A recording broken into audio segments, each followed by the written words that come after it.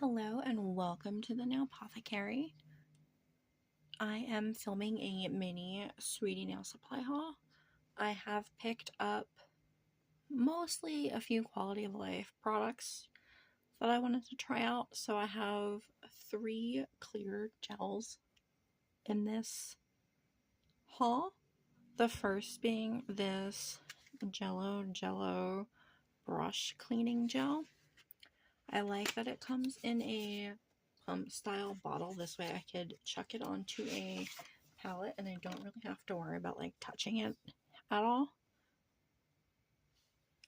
I also do have the Annie's pen cleaner that everybody has hauled from Shein. I love the bottle. I think it's really pretty. However, the box it came in said there was acetone included in the ingredients. Most of my brushes are synthetic, so I worry that over time that acetone element in that brush cleaner will eat away at my brushes, as they are mostly synthetic, and I am enough of a monster when it comes to brushes that I don't really need any help destroying them. So I'm hoping the Jello Jello brush cleaner might be a little better for the longevity of my brushes. On the same token, I picked up the Jello Jello mixing gel. I have a lot of opaque gels and I don't really have all that many syrup gels, so I am hoping that I can use this product to turn some of those opaque colors into more syrupy textures. Once again, it's a pump bottle.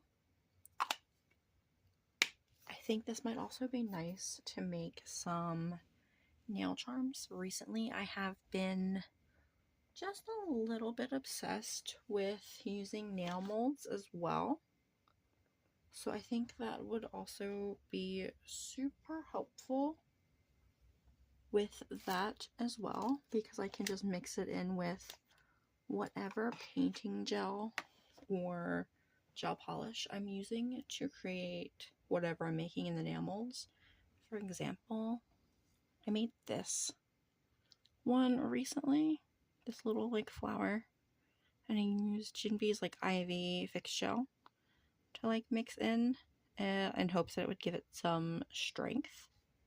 So far it hasn't broken, but it is just a test nail. On the road of clear gels, we have the Yogo Zombie King Non-Wipe Builder Top Gel. I think this could also be good for my little nail mold adventures. I love that it's your like typical like bright green zombie top gel. On the lid you've got the little zombie logo. I did open this just to check it already. I have not unsealed it. There was a little bit of seepage in the threading of the jar that I went ahead and like cleaned up. I know that happens sometimes with certain types of gels when they're shipped. I think the Jinbee Crazy Top Soft Gel is infamous for leaking a little bit in transit. Let's see, let's go through this first. I picked up the Sweetie Nail Supply Liner number 2. So this brush is 9 millimeters long. It's super, super thin, which I am excited about. However, I do wish they had a 7 millimeter version. That's the length of brush I tend to gravitate towards the most. And recently I have been trying to like branch out into like your 9 and 11, but there's something about like long liner brushes that do not really click with me. Now earlier when we were talking about me being a brush monster, this is one of the McCart liner brushes. This is what mine looks like. It's a little dirty, and she's very thin because as soon as I open most brushes, I tend to give them a haircut. Now, what I mean by that is this is the same brush that's brand new before I have gone ahead and chopped about half of the bristles out. Because the way I see it, I can always go over a line to make it thicker. I have a hard time using a thicker brush to make a thinner line. I tend to do the same thing to most of my brushes. These are 2 brushes from AliExpress. I literally picked them up because they are rainbow and gorgeous. These are a 7 and a 9mm brush, and once again, I have massacred them because I have a problem. I don't want to give this brush a haircut, so I am going to try to behave myself. But I do think I just need to invest in the Cressogna Neri liner brushes. Unfortunately, I believe her shortest brush is also a 9mm, so it's something I need to think about because I don't reach for those too often. So moving on to the 2 color gels I got.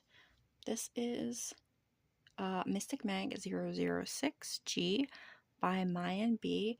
I picked this up on recommendation from Tamara at The Devil Wears Press-Ons. I believe she showed this in her most recent nail favorites video.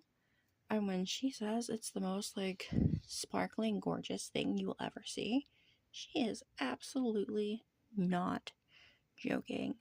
This is a cat eye with a smoky blue base and tons of orange, gold, red glitter that color shifts further in the light. Let's see. The cat eye particles to this are bright blue. So you have this orange base when you deactivate the magnets, and then when you pull them up, oh my goodness, it looks like it glows. It is insane. Hopefully that's picking up properly on camera.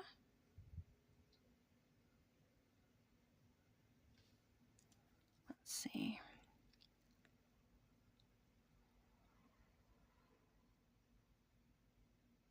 I feel like over a black base, that would be absolutely stunning, and over a white base as well.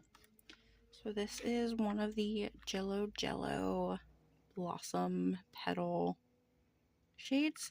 This one is JS17, also known as Terra Rose. I bought this because I was trying not to buy the Divock Cherry Blossom set.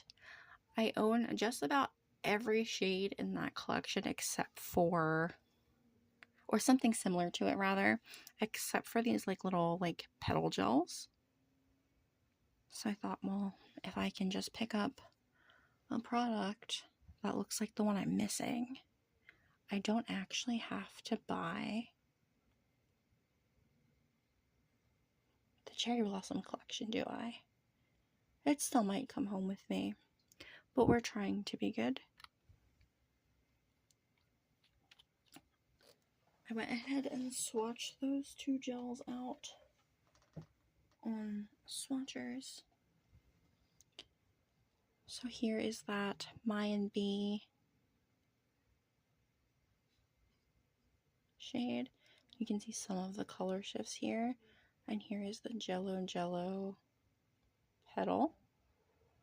And the rest of these are the Divock White Night collection that I'm absolutely obsessed with. I have yet to film that unboxing video, or rather I have yet to post that unboxing video, I guess would be the proper way to say that. That is all I have for today. Thank you so much for watching and subscribing if you have. Bye!